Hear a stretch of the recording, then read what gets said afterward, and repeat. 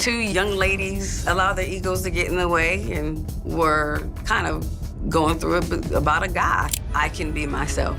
I'm liberated. The downside to it is the perception that if you, as a guy, look at me and say, yeah, you a freak, so am I, that they're the chosen one. There probably was an exchange of words for Adina not to focus on Wanye because we're focusing on this second record and to focus mainly on that and not him. Gen Zers may not know the name Adina Howard, but the millennials are eerily familiar with her because she was one of the first few female artists to break stereotypes and challenge the status quo. Back in the day, when women feared to talk about their S in their music, Adina Howard braved the storm by boldly exploring the theme of S, both in her song and her album art. Her new brave style brought her massive success, catapulting her into the top 40 hit songs in the mid-90s. But sadly, she fell off the radar shortly after, with many questioning what happened to her. She opened the doors for women talking about what they like, what they want to explore in bed. Well, she was owning her.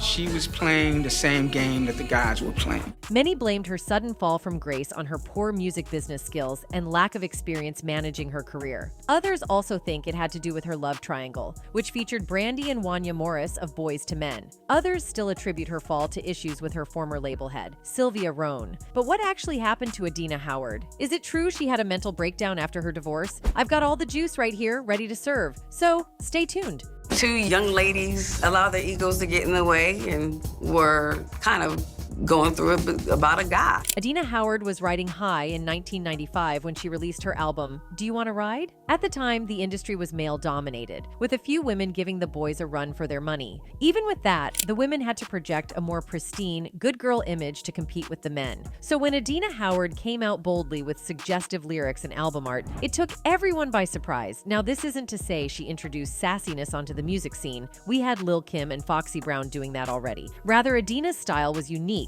boldly talking about S in her songs and celebrating her S. Many people found her style offensive, but loved every bit of it. She said she got some freak in her though. Oh, we got boom, boom. So in the song, she's talking about going all night. You think you can hang with her? You hanging with her? Can I hang with her? Can she hang with me? Adina's song Freak Like Me went triple platinum and was certified gold by the RIAA. The song climbed up to #2 in 2 weeks on the Billboard Hot 100. It also went to #2 on the Billboard Hot R&B Singles chart and stayed there for 4 weeks, selling a total of 1 million copies in the process. Everyone was talking about Adina Howard's meteoric rise from the doldrums of Grand Rapids to the bright lights of Hollywood. The songstress headlined many shows and sold out many concerts. Her songs reflected her personality and coincided with the feminist movement of the mid-90s to the early 2000s. She was a liberated individual and was leading the charge to liberate her fellow women. I can be myself. I'm liberated. Adina Howard was flying high, and it looked like she was destined to be at the top forever. If her first album were a hit, then her second would be a blast. Thus, everyone was expectant. But all of a sudden, the Freak Like Me singer went AWOL. She wasn't heard from again. No songs, no albums. Adina went radio silent, as if she'd fallen off the face of the earth. Many theories were propounded as to her sudden fall off, but none could adequately explain it until she revealed what happened to her. It all started with a love triangle involving herself, Brandy, and Boys to Men's Wanya Morris. When Adina first came into the industry, he ran into Wanya Morris, who was part of the hugely popular all-male music group Boys to Men. Sparks began to fly between the two, and they buried their passions deep between some sheets back at one hotel. Wanya met Adina, and it's on and popping. When you meet Adina, it's on and popping. However, there was one problem. Wanya Morris was with another woman, Brandy Norwood, known mononymously as Brandy. Brandy was a more marketable songstress with a good girl image that was strikingly opposite to the lewd image Adina was projecting. Interestingly, both Adina and Brandy were on 2 different labels that had the same parent company. Adina was with East West Records, while Brandy was with Atlantic Records, which is all owned by Warner Music Group. Brandy had met Wanya when she was just a teenager and provided backup vocals for teen groups. The two hit it off, and Wanya introduced her to the head of Atlantic Group, who signed her to a juicy deal. In a recent interview, Wanya talks about what happened when he met Brandy. Boys to Men, obviously, at a point in time, you guys were like the biggest group. you know, that was out. And you had a celebrity relationship. Were you the only one that was ever involved with a celebrity? Who was he dating? Wanya was banging Brandy. Brandy. Brandy claimed that she was 15 when she fell in love with Wanya and had to keep it a secret from everyone till she was old enough. However, Wanya claimed that she was around 16 or 17 when the two of them hit things off. Whatever happened, or whatever was the narration, Brandy was dating Wanya before Adina came into the picture. It isn't clear whether Adina knew Wanya and Brandy were dating because Brandy was a teenager then, and she was in her early 20s. So, it is possible that both Brandy and Wanya were hiding their relationship from everyone. However, Adina found out eventually, but still wouldn't let Wanya go. She was madly in love with him, and she didn't want anyone to have him. This was the beginning of her downfall. If only she had listened to advice and quit the relationship, she could have saved her career, but her ego wouldn't let her let Wanya go. Two young ladies allowed their egos to get in the way and were kind of going through it about a guy. Soon, word about her relationship got to Adina's boss, Sylvia Horn, CEO of East West Records, who foresaw that the relationship wouldn't augur well for her artist. She reportedly called Adina to her office. The conversation was tense, but Horn made her stance clear. She wanted Adina to forget about her tryst with Wanya and focus on her career. She explained that going to war against a fan favorite such as Brandy was a recipe for disaster for anyone's career. Sylvia Horn was one of the most powerful, if not the most powerful women in music at the time, so she knew what she was talking about. Besides, she had so much power that her words were golden. There probably was an exchange of words for Adina not to focus on Wanya because we're focusing on this second record and to focus mainly on that and not him. However, Adina didn't mind that. She was in love, and there was nothing anybody would say to dissuade her. The tension in the room was palpable as the two women talked it out. Adina walked out of the building red-faced because her boss wouldn't allow her to date who her heart wanted. Word of their apprehensive meeting got out, and gossip queen Wendy Williams got wind of it. She then called Adina Howard for her side of the story, and that was where the cookie crumbled for the Freak Like Me singer. Adina Howard had some choice words in there for Sylvia and for Brandy, producer Billy Moss said in the Unsung episode. That pissed Sylvia off. She was on fire. During the interview, Adina hurled some hurtful words towards Sylvia, who got pissed and pulled the plug on Adina's second album.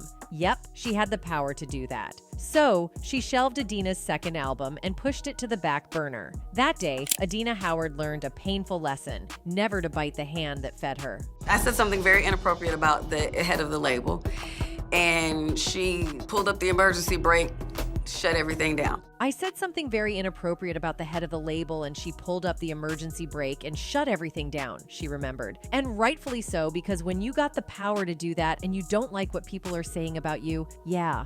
Adina's career went downhill fast from that point. The second album, Welcome to Fantasy Island, was ready and had garnered rave reviews. The single Freakin' You Know It garnered moderate success, but couldn't go further because the record label decided not to launch or market it. The album was later leaked on the internet, but due to the lack of proper distribution and promotion, it made only a few $100s. One of the songs from the album was used in Jamie Foxx's 1998 movie Woo. In fact, the song was originally scheduled for his 1997 comedy film Booty Call, but for some strange reason, it didn't make the cut. Adina had to rely on collaborations and features to keep her music career afloat. In 1998, she worked with an underground artist named Seidel on another soundtrack for the movie Bulletproof. Realizing that music wasn't taking off, she ventured into acting, making her debut in the feature film High Frequency. In 2002, she landed another role in the movie Casanova's Demise, directed by Tiger Hill, but the movie is yet to see the light of day. It looked like Adina wasn't lucky, as her movie career also failed to take off. She went back to collaborating, trying her luck with the hip-hop group Pigs and Yuckmouth on Been Around the World on their debut album. 2 years after her venture into movies, Adina tried her hands once again on music, releasing her third studio album, The Second Coming, on Roughtown Records. The album performed poorly due to the lack of proper marketing and distribution, selling only 40,000 copies in the process. Things were moving from bad to worse, and regardless of whatever she tried, she just couldn't succeed.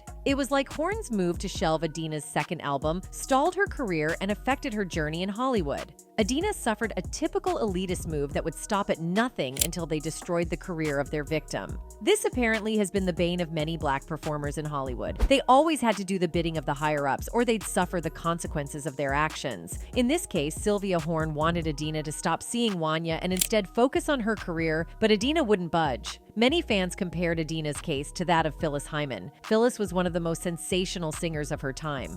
Her sultry voice, coupled with her mesmerizing singing style, held many fans spellbound and has influenced many generations. Phyllis Hyman, and Phyllis Hyman is someone who is my musical muse. She's someone that I had studied when I was younger and had the opportunity to be label mates with her for a while. Phyllis was signed to Buddha Records and immediately took the label by storm. She was at the front center of everything and the face of the record label. She was literally adored, and the very ground on which she stepped was considered sacred. Her rising star status at Buddha Records caused a couple of labels to seek her signature. After a few months of back and forth, the successful label was Arista Records. Hyman was destined for the stars, as Arista was a bigger label with more resources than Buddha, so everyone knew that Hyman was on the path to stardom. However, things didn't materialize as anyone expected because, like Adina Howard, Phyllis Hyman had a falling out with her label boss, Clive Davis. When Miss Hyman passed away, and hearing stories that she fell to the pressures of the industry, like people, they wanted her to be younger, the label wanted her to do things that she did not want to do. Clive wanted Phyllis to ditch the soul that had brought her into the limelight for R&B, which would make her more profitable. He told Phyllis that she couldn't break into the top 40 music unless she changed genres from soul to R&B. Like Howard, Phyllis took a stand against her boss, and she paid dearly for it. The sultry singer believed that ditching soul was tantamount to ditching her roots. But that wasn't all. Clive Davis also wanted Phyllis to ditch her long hats and dresses for shorter skirts and a more sensual appeal. He wanted Hyman to show more skin to attract more eyeballs that would potentially translate into money for the label. However, the songstress disagreed and stuck to her iconic hats that had projected a certain image on her fans. This angered Clive Davis, who decided to shelve Hyman's career. He felt that the singer was too stubborn and wouldn't follow his directions, so he decided to focus on other big stars like Aretha Franklin and a young Whitney Houston, who were also signed to the label. Whitney Houston was more malleable than Phyllis Hyman and would do everything and anything Clive Davis asked. And when I saw her in a Mother's Act, saying this is a stunning new talent, so she and I connected. Phyllis Hyman was the black sheep of the label, the stubborn Sini who wanted her way at all costs. In the heat of her arguments with Clive Davis, Phyllis suggested that she wanted to explore her acting talents by auditioning for a role in a Broadway musical. Clive Davis forbade her, admonishing her to focus on her music and forget about acting. However, Phyllis Hyman wouldn't budge and instead auditioned for a role in Duke Ellington's Sophisticated Ladies. Fortunately, she won the role, much to the annoyance of Clive Davis. The veteran music producer had it to the neck and pulled the plug on Hyman's next album. Just like Adina Howard, Hyman didn't have anyone to promote her album, so it failed miserably. To make matters worse, Phyllis Hyman was forced to sit out the rest of her contract with Arista Records. Months and years went by without Hyman hitting the studios to record any song. The whole situation frustrated the burgeoning songstress as she went through emotional ups and downs, but she still refused to do Clive Davis's bidding. I don't deal with it very well. I manage to produce and deliver. But personally, I haven't dealt with it very well. I've had a lot of emotional ups and downs, as I said earlier. Hyman tried several collaborations with other artists to keep her career afloat, but she still couldn't hit the heights that were expected of her. Her acting stint, though, paid off, as she was nominated for a Theatre World Award for Best Performance by a featured actress in a musical. A few months later, she won another nomination in the same category, but this time for a Tony Award. However, nothing could replace her first love, which was music. Soon she started enduring mental struggles as she tried to wrap her head around what really was going on with her career. Her marriage was on the verge of collapse, and her world came crashing down. She took to and alcohol to help alleviate the pain and the suffering. But once their effects wore off, the troubling thoughts came rushing in. She blamed Clive Davis for all her troubles when she said this in an interview. Clive Davis taught me to never be afraid because I was so terrorized by him. Whether he meant to do it or not, I'll never know. But he sure taught me that if you try to terrorize me again, well, we can't say that on public radio. What I might do to someone who tries to hurt me like that again in this business. I'm not having it. I should be respected as I respect, and I will not have someone try to ruin my spirit and ruin my career. If Clive Davis, if his plan was to destroy my career, it didn't work. When her stint with Arista Records was over, she heaved a sigh of relief and went on to sign with other record labels, but she was never the same again. Things had gone from bad to worse for the singer, and nothing was working for the sensational soul singer. A few days before she turned 46, Phyllis Hyman took her life, overdosing on vodka and Tunal. She couldn't withstand the cruelty in the world anymore. Adina Howard survived her depressive episodes, but Phyllis Hyman succumbed to them. The lives of Phyllis Hyman and Adina Howard are prime examples of how industry executives can mistreat and finally destroy their signees. Do you know who else suffered the same fate, albeit in a different industry? Monique Hicks. The time I didn't have no power and I didn't have no money. So who played the lead role in The Butler?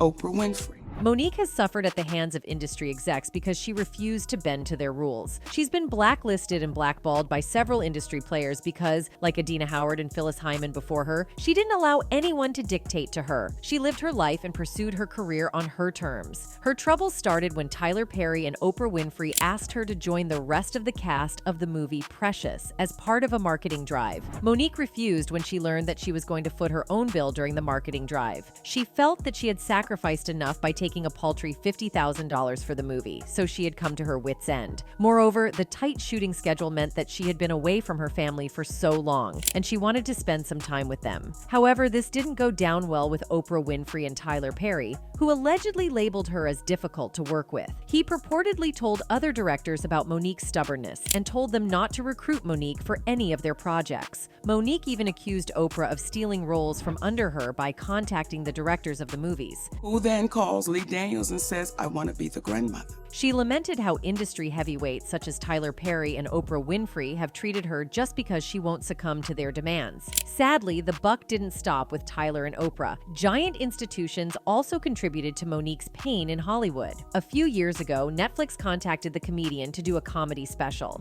The two parties agreed on $500,000 and closed the deal. However, Monique got wind of the fact that other comedians had signed for tens of millions of dollars for a similar comedy special deal. So she flew into a rage and sued the streaming giant for gender and racial bias. Monique also called on her fans to boycott the streaming giant until it decided to play ball. Netflix responded by claiming that they were ready to fight the suit in court. Many people, including some prominent members of the Black community, criticized Monique for suing the streaming platform. They thought that she did a poor job at the negotiation table and thus had no business suing the streaming giant. Charlemagne the God even called her the donkey of the day. Please give Monique the sweet sounds of the hammer tones, please. Oh, now you are the donkey of the day. However, Monique wasn't perturbed and instead stuck to her. She continued the campaign to boycott Netflix and kept granting interviews to explain her side of the story. She was adamant that someone had to take the stand against gender and racial bias in the industry, which she has done. A few days after the suit, Netflix called Monique, and the two parties resolved the impasse between them. Though they didn't tell the public how much they finally agreed to pay Monique, many fans speculated that it was somewhere in the millions of dollars. Those who criticized her and called her names had to bow down their heads in shame, one of them being Charlemagne the God. He had no choice but to apologize to Monique for criticizing her when all she was doing was fighting for fair treatment and wages at the workplace. I apologize for being wrong. Okay, Say it again. Man, shut up. No, seriously, your knee can't. I am. Could you need to go ahead. Yeah. Say it again. Could y'all stop? Say it Give me a clearly. moment. That's All crazy. right? I apologize, Monique, for giving you donkey of the day because once again, regardless of how I felt about the situation with you and Netflix, I had no business in your business. Charlemagne apologized for calling her a donkey and also apologized to her husband, Sidney Hicks. DJ Envy, the co-host of The Breakfast Show, also issued an apology to Monique for bashing her and for standing up for her rights. They lauded her resilience and urged other Black women to follow suit. Monique survived the onslaught of mistreatment from industry executives and colleagues, but Phyllis Hyman couldn't. Fortunately, Adina Howard also survived the mistreatment from Hollywood freaks, but she never remained the same. She went on to collaborate with a few people, but some of the songs never saw the light of day. Adina finally landed a cooking show where she displayed her culinary skills while teaching her followers a few kitchen hacks and tricks. I want to hear about Adina Culinary Howard. What are we cooking? Oh my gosh. I do shrimp and grits. I do sticky wings.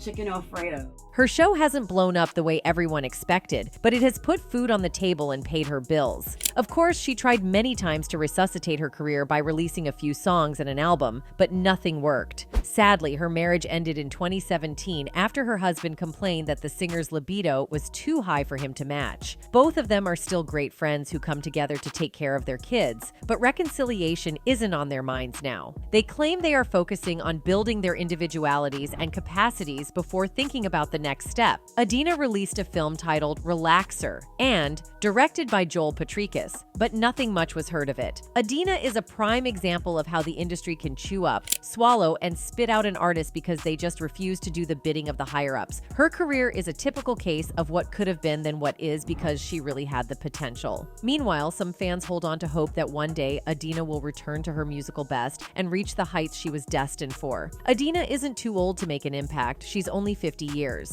So she has a couple more years to keep trying. Hopefully, the world gets to enjoy the songs of this gifted songstress one more time before she passes to glory. This brings us to the end of today's video. Thanks for watching.